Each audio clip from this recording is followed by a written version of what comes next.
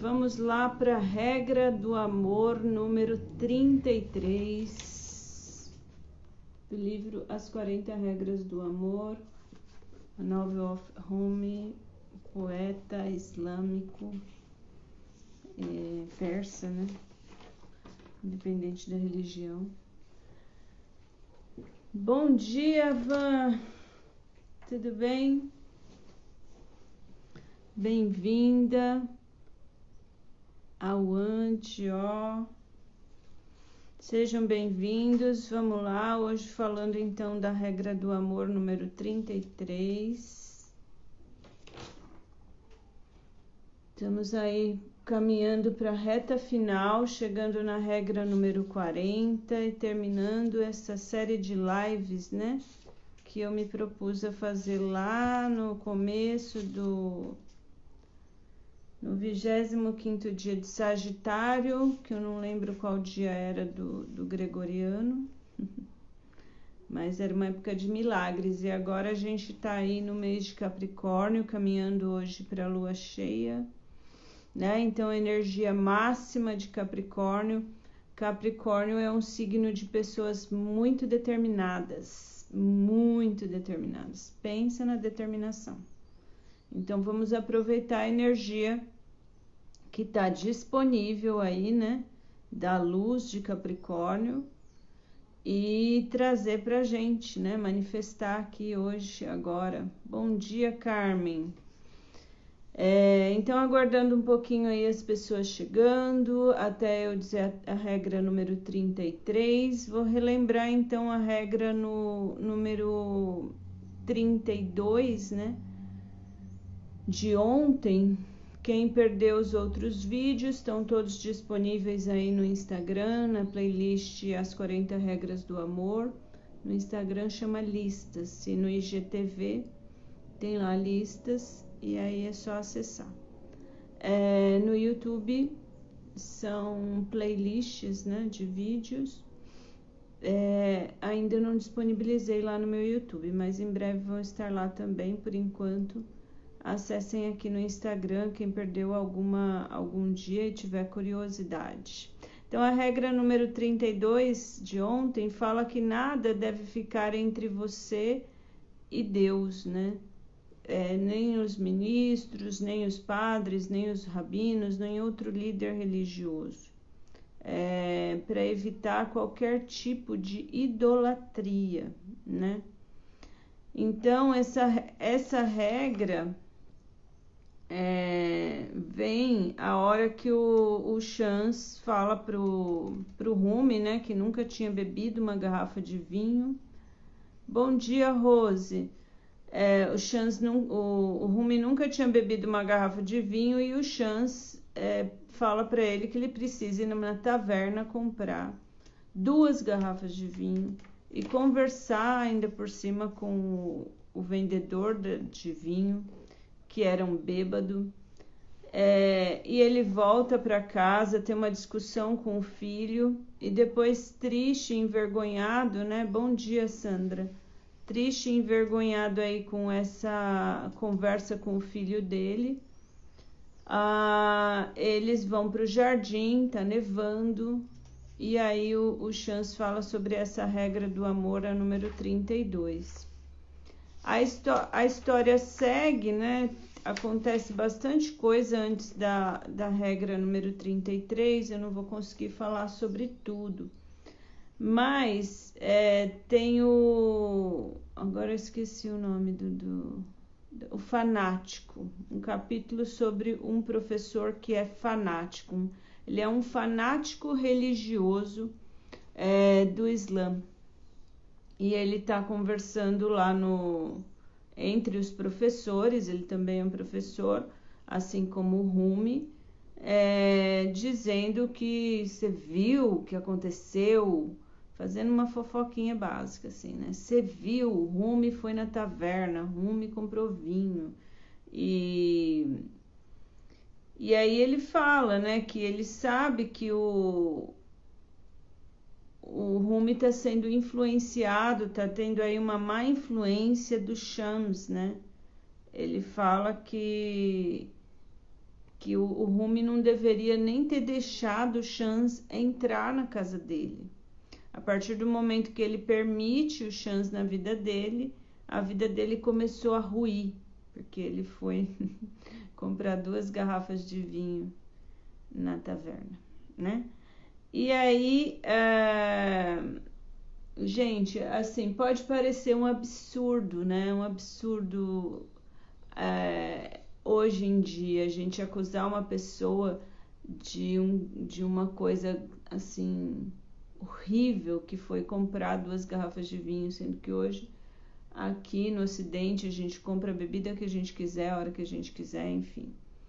Mas a gente faz isso em outros níveis, né? Às vezes a gente fala, você viu fulano, isso ou aquilo, os preconceitos estão aí. E às vezes eu digo a gente porque eu sei que todo mundo tem um pouco disso, eu também tenho.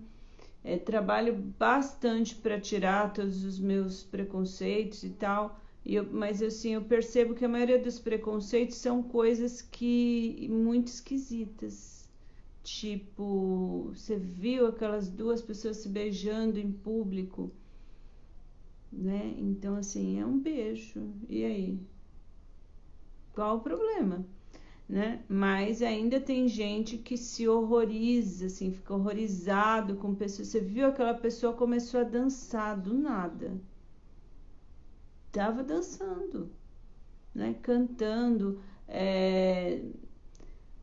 sei lá, são coisas assim que as pessoas acham estranhos. Eu não consigo lembrar um exemplo agora, mas assim, o que aconteceu comigo, eu acho que eu já contei aqui em alguma oportunidade. Bom dia, seja diferente, faça diferença. Bom dia, seja bem-vindo. O que aconteceu comigo que eu lembro assim de como as pessoas se horrorizam com coisas que eu acho muito esquisito, né? Por exemplo, numa festa junina, que eu gosto muito de fazer festa junina aqui em casa. Antes da pandemia, todo ano tinha festa junina aqui, e aí um dos anos eu decidi ir na loja também onde eu trabalhava e tinha festa junina sempre. Eu decidi fazer uma barraca do beijo, tipo instagramável, assim, um cenário, um mini cenário de barraca do beijo. Eu fui tão criticada por isso, porque eu estava fazendo uma barraca do beijo, não era uma barraca da morte, da forca, não era uma barraca da crueldade, não era uma barraca do sexo explícito, também não era isso, era só uma barraca do beijo. Mas eu fui muito criticada por conta disso, assim, em 2020, achei estranho, 2020 não, 2019, 2018, assim, quer dizer, no 3º milênio, eu não posso fazer uma barraca do beijo, que era uma barraca, não era também a barraca do beijo na boca, era a barraca do beijo, era uma barraca que eu, na minha inocência, né, eu imaginei que as pessoas iam lá tirar foto, né, abraçadas, não precisava nem beijar, se não quisesse, né, que se beija é uma coisa assim tão horrível, não sei. Então, assim, sabe, as pessoas falaram diretamente comigo, assim, já é demais, né, Sandra? A barraca do beijo, você já pegou pesado? Oi? Então, as pessoas falaram, eu soube de pessoas que falaram de mim, mal de mim, porque eu fiz uma barraca do beijo. Então, aqui eles estão. Então, eu estou contextualizando, porque essa história acontece em 1246. Num lugar onde a religião é extremista, a gente sabe, né? Até hoje tem lugares no mundo que é proibido beber em público, beber na rua, é proibido andar alcoolizado na rua, existem países assim. Existe, por exemplo, eu fui para a Noruega e não pode comprar bebida no supermercado depois das 7 horas da noite. Então é assim, eles pegam, o supermercado funciona normal até as 10. Ok. E aí entra no supermercado e eu tinha tomado uma cerveja de gengibre. Bom dia, Paty. E eu adorei aquela cerveja de gengibre, nunca vi essa cerveja de gengibre aqui. Falei, vou comprar para levar uma, pelo menos, né? 2, sei lá, na mala. E aí, chego no supermercado, a seção de bebida alcoólica, eles passam uma fita amarela, aquelas amarelinha de plástico mesmo, bem simplesinha assim. Você não pode entrar na seção de bebidas depois das 7, 8 horas da noite, sei lá. Não vende bebida, não pode, é proibido. E tudo bem, assim, se isso faz bem para a cidade, se é um lugar organizado, é primeiro mundo, funciona, tal, talvez a gente precise aprender alguma coisa sobre isso, mas tô dizendo assim que isso acontece em 1200, mas hoje ainda acontece coisas desse tipo, enfim. Aí o fanático professor tá lá falando super mal do Chance e ele fala assim, se ele aparece aqui na minha sala de aula, eu não deixo nem ele entrar. Não permito, porque imagina, uma péssima influência e tal. Eis que ele sai e volta, quem que tá lá na sala dele, com os alunos deles, o próprio Chance, e os alunos estão todos em silêncio. E o Chance em silêncio, meditando ali, né? Fazendo nada de errado. E aí vem a versão da história pela visão do estudante. Ele fala que o Chance chegou lá e, enfim, né? E quis guiar eles e tal. E aí chega então esse professor fanático e começa a discutir com o Chance. E aí o Chance fala assim para ele que ele é uma pessoa que ele fala, Chance, você não tem nada a ver com isso aqui não te pertence, some daqui. E o Chance fala assim, então, fiquei sabendo que você tem falado muito sobre mim, né?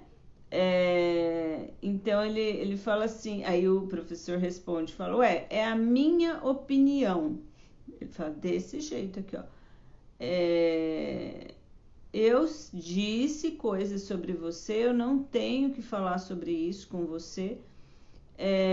Eu sei o que eu preciso saber. Eu tenho minha opinião. Quanto que a gente ouviu essa frase agora em 2020? Pelo amor de Deus. Essa história de minha opinião. Aí ele fala, você é um homem de muitas opiniões, mas nenhuma questão. Acho que existe algo errado aí. Então, é uma pessoa que dá opinião, mas não existe questionamento. Ela não se questiona, ela não pergunta para o outro. Olha, qual o sentido de você... Oi, Leide, bom dia. Qual o sentido de você estar oferecendo vinho para o Rumi, cara? O que aconteceu, né? Podia perguntar para o Chance, o Rumi bebeu o vinho? O Rumi ficou bêbado, né? Porque nada disso aconteceu. O que aconteceu foi que o Rumi foi comprar 2 garrafas de vinho. O que ele fez com a garrafa de vinho? As pessoas não perguntaram, não viram. As pessoas julgaram. As pessoas, assim como julgaram a minha barraca, né? Fiz uma barraca do beijo, festa junina. Na minha cabeça, era um cenário instagramável para as pessoas tirarem foto, falar, eu fui na festa junina, um lugar bacana, engraçado, divertido, amoroso, né? Uma coisa bacana, só achei isso. Assim como tem a barraca do beijo na minha festa junina, tem a barraca da pesca para as crianças, e não tem ficha, nada, é uma varinha, um negocinho com areia, com os peixinhos, para as crianças brincarem, gente. Só isso, tá? Não vendo ficha, não ganho dinheiro com isso. Tem a barraca da argola, que as pessoas se matam, esses adultos, ficam jogando argola na garrafa, assim, loucamente. Não paga nada, não ganha nada, nada, só uma brincadeira, né? Então, na minha cabeça, aí a outra brincadeira que tem é o bingo. Como que funciona o bingo na minha festa junina? Aí, se vocês gostam de festa junina, quer organizar um ano que vem, Cada pessoa que vem traz uma prenda. Essa prenda pode ser legal, com valor bacana, pode ser um porta-rolo de papel higiênico, pode ser o que você quiser, pode ser um pente, pode ser qualquer coisa, é um brinde, não importa, ninguém vai saber quem comprou, quem não comprou. E aí eu tenho agora eu tenho aplicativo de bingo, não precisa mais comprar o bingo, só precisa comprar as cartelas, que é super baratinho. E as pessoas brincam a noite inteira, mas ainda eu não jogo bingo, eu só canto bingo, para pura diversão. Aí, o que acontece? As pessoas dizem que eu roubo no bingo. Como que eu roubo, gente? Que se eu roubasse eu ia ganhar, mas eu não roubo. Enfim, então assim, na minha cabeça a barraca do beijo era para a pessoa se abraçar e tirar uma foto carinhosa, enfim, com quem ela quisesse. Pode ser foto com sobrinha e tia, pode ser pai e mãe, pode ser pai e filha, pode ser irmãos, qualquer pessoa, amigos, quem quiser se abraçar, pode ser uma galera, entende? Então essa é a ideia. Mas começaram a falar por aí, imaginar que alguém ia ficar na barraca do beijo, que ia ter que pagar dinheiros para beijar na boca dessa pessoa, né? De língua. Então, é impressionante o que as pessoas têm de opinião. Essa é a minha opinião. Barraca do beijo é péssima. Então, esse professor aqui tinha a opinião dele sobre o Shams, né? Mas ele não tinha nenhum questionamento de chegar e ter a coragem de falar assim, olha, conte-me mais sobre isso, o que aconteceu realmente? Fiquei intrigado, né? O Rumi, uma pessoa que nunca bebeu vinho, de repente ele está numa taverna e todo mundo sabe que foi você que mandou ele lá, enfim. E aí, enfim, o Shams tem essa conversa argumentativa com esse professor, que com certeza se irrita mais ainda, né, com o Shams. Os alunos presenciam tudo isso, eles percebem os argumentos do Shams, né, e enfim, fica aí essa cena. Aí, não consegui ler a parte aqui que fala do Baibars, mas provavelmente aqui, ó, é isso mesmo. Ele tá chegando com a Rosa do Deserto, que quem assistiu as lives anteriores pode se lembrar que ela é uma prostituta que na jornada do Shams, do mosteiro dele até ele encontrar o Rumi, ele conheceu algumas pessoas, um bebedor de vinho, uma prostituta e uma outra pessoa que eu não lembro qual é. Mas enfim, são pessoas marginais que vivem à margem da sociedade. E o Shams interage com essas pessoas e o Shams dá conselho, dá ensinamentos, tenta elevar a autoestima dessas pessoas, tenta dizer para elas que elas podem sim ter uma vida melhor, diferente, sem ficarem vivendo uma vida à mercê, né? Uma vida, enfim. E aí o Shams conhece a Rosa do Deserto e fala para ela que ela pode sair do bordel que ela vive, né? Ela pode abandonar aquela vida e viver uma vida diferente e tal.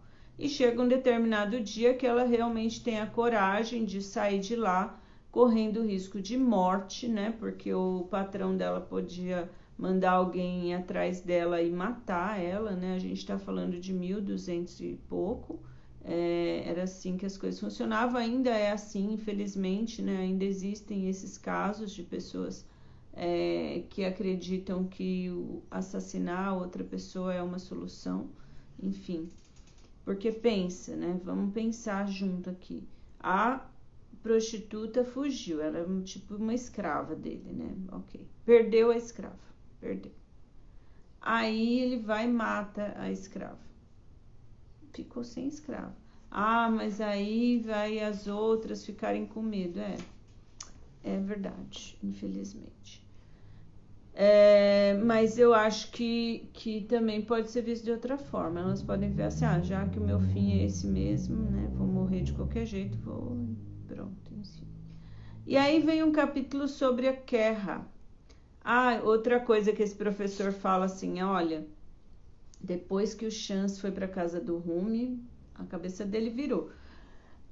Mas, né, também ele é casado com uma cristã, que aí não dá, né? Misturar água com óleo, isso não podia dar certo.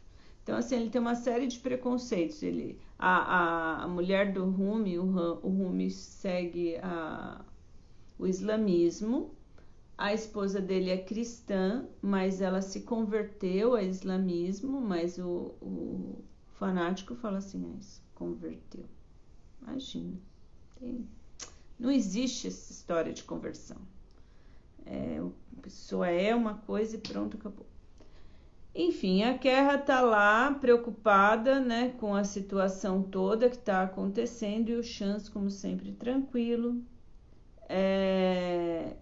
Ele foi caminhar com o Rumi, conversar e tal. E depois de uma hora ele volta e aí a Querra fala para ele que tem uma visita inesperada na casa deles. E aí ela descreve mais ou menos a pessoa e o Chance fala assim, nossa, deve ser a Rosa do Deserto, né? Por que você não chama ela para entrar? Tipo, ela tá lá fora no jardim, né? E aí a Querra fala assim, como assim deixar ela entrar? O que os vizinhos vão pensar de mim, uma prostituta, dentro da minha casa? Aí o Chance fala assim, debaixo do meu teto. Aí o Chance fala, nós estamos embaixo, todos embaixo do mesmo teto. E aponta para o céu. Bom dia, Alquimia Cep. Fátima Loureiro, bom dia. Vou falar sobre a regra do amor número 33. Então, a Querra fala assim, o Chance sempre tem resposta para tudo, né? E é verdade, a gente tá todo mundo embaixo do mesmo teto. Esses tetos que a gente faz para separar e ir para casa, tudo ilusório, né? E aí ela fala, né, como eu ia poder argumentar com o Chance, né? E aí ela chama a prostituta para entrar na casa, reza para os vizinhos não olharem de forma inquisitiva para ela e enfim. Aí o Chance fala que tá super grato por ela ter vindo e tal, que Deus acompanhou ela em toda a jornada, a verdade venceu e tal. E aí a Rosa do Deserto comenta, chorando muito, mas o meu patrão nunca vai me deixar em paz, nunca vai me deixar em paz. Ele vai mandar o assassino atrás de mim. Você sabe. E aí o Chance fala, limpe sua mente.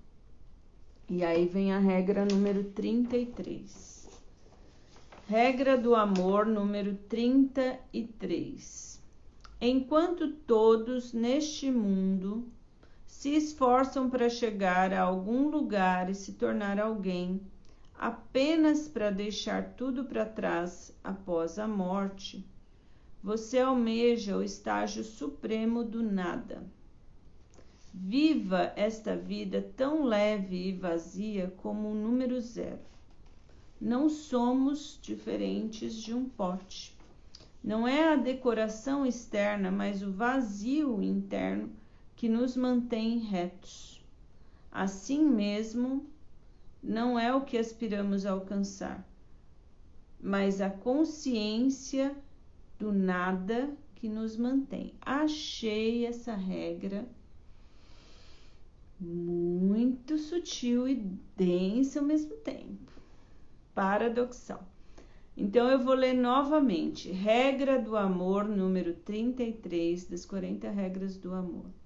Enquanto todos neste mundo se esforçam para chegar a algum lugar e se tornar alguém, apenas para deixar tudo para trás após a morte, você almeja o estado supremo do nada. Viva esta vida tão leve e vazia como o número 0. Não somos diferentes de um pote. E não é a decoração externa, mas o vazio interno que nos mantém retos. Assim mesmo, não é o que aspiramos a alcançar, mas a consciência do nada que nos mantém. Então, vamos lá. A Rosa do Deserto chega, finalmente, depois de fugir, né? Do bordel que ela vivia, sofrendo um monte de problemas. E ela foge, faz um longo caminho e chega até onde está o Chance. Quando ela chega, ela é recebida já com um preconceito, né? Com o fato dela ser uma prostituta. Então a Kera não de bate pronto fala: oi, que bom que você chegou, entre. Não, deixa ela lá fora até que o Chance chega e fala: ué, deixa ela entrar. E aí a Kera argumenta o que os vizinhos vão dizer e tal. E aí ela entra e aí ele fala: ai, que bom que você veio, eu tô tão grato porque você veio, tarará. E ela começa a chorar e fala: mas eu vim, mas a minha vida agora vai se tornar um inferno, porque ele nunca vai deixar de me perseguir, tarará. E aí o Chance fala: calma, né? Esse inferno é imaginário. E a gente precisa sair dessa... Se é imaginário, não existe, na verdade, um assassino atrás de você. Agora, ele é imaginário, né? Então, tá todo mundo aqui correndo, tentando ser alguém, chegar em algum lugar, né? Para depois morrer e acabou, né? Não sei o que... Enfim... E ele fala: não faça isso, viva essa vida leve e vazio, no nada, no agora, né? No nada. Eu penso que se é uma guerra imaginária, dá para imaginar a vitória, né? Dá para imaginar, sei lá, que o patrão dela, por exemplo, ganhou uma herança e ficou muito rico e deixou aquela história para lá.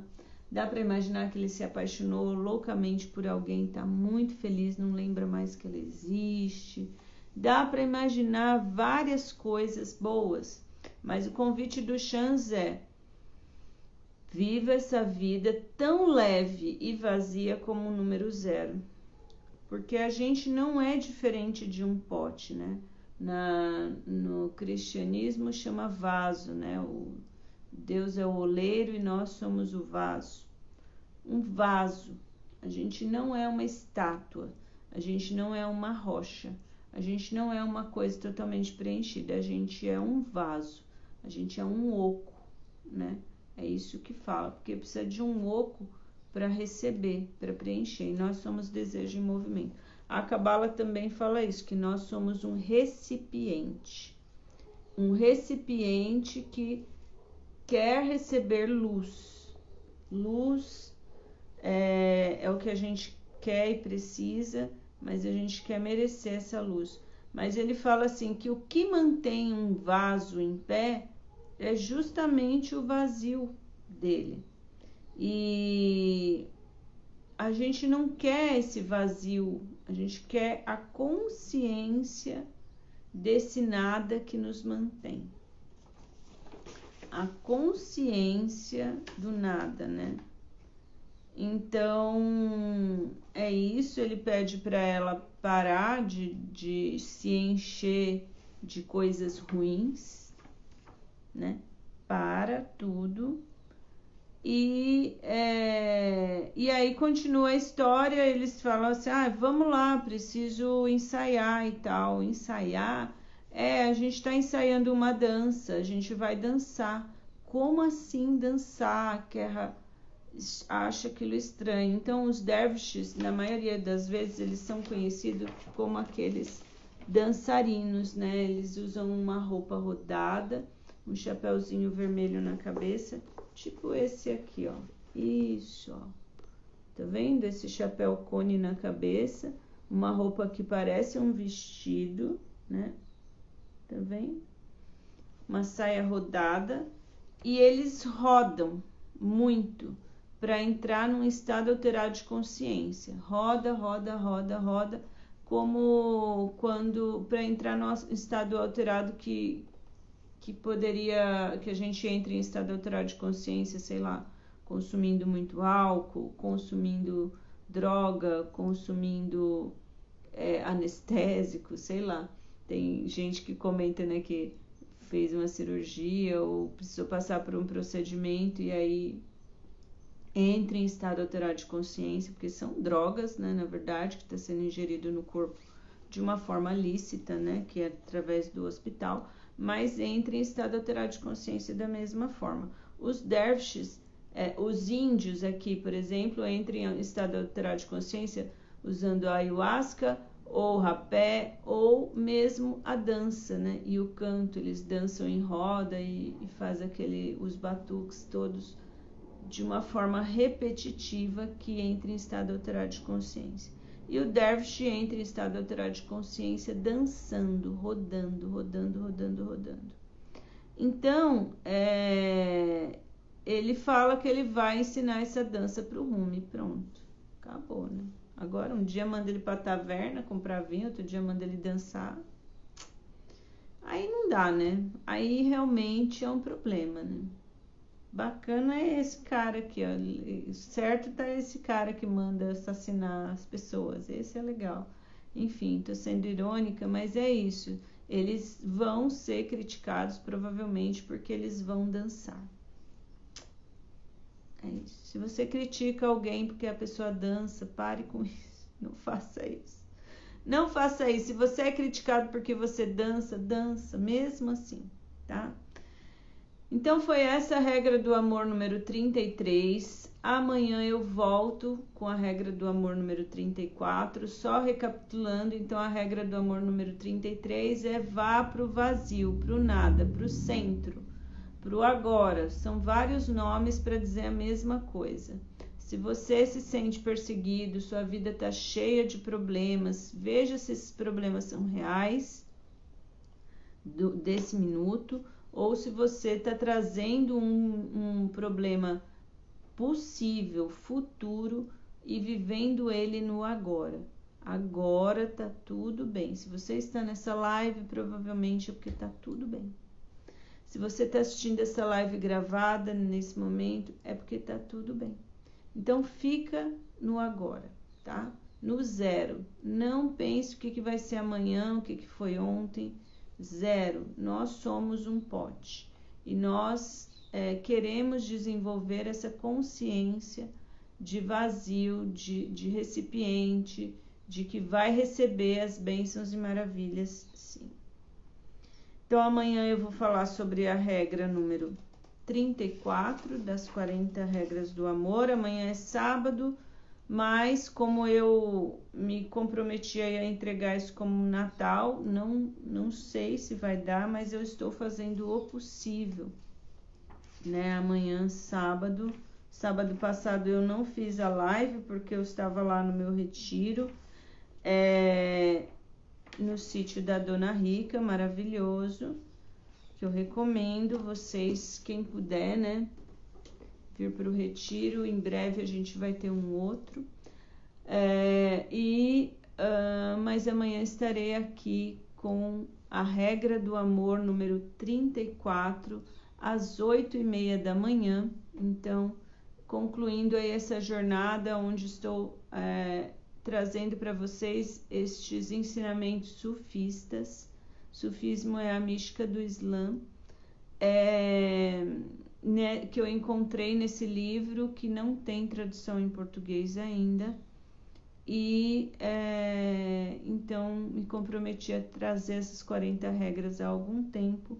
Estou aí finalizando esse projeto para colocar alguns fins na minha vida, né? Para terminar coisas, né? Tem bastante iniciativa, tem gente que é assim também, tem bastante iniciativa e pouca acabativa.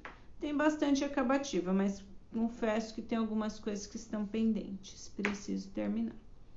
Tá bom? Bom dia para vocês, boa sexta-feira, Shabbat Shalom, aproveitem a energia de sexta-feira à noite, procurem rir, se animar, se alegrar, juntar pessoas, comer uma comida muito gostosa, tomar uma taça de vinho para manifestar energia ou então um suco de uva também pode ser. E é isso, sejam felizes, muito obrigada pela presença de todos. Tchau. Bom dia, Sandra, boa semana, beijinho.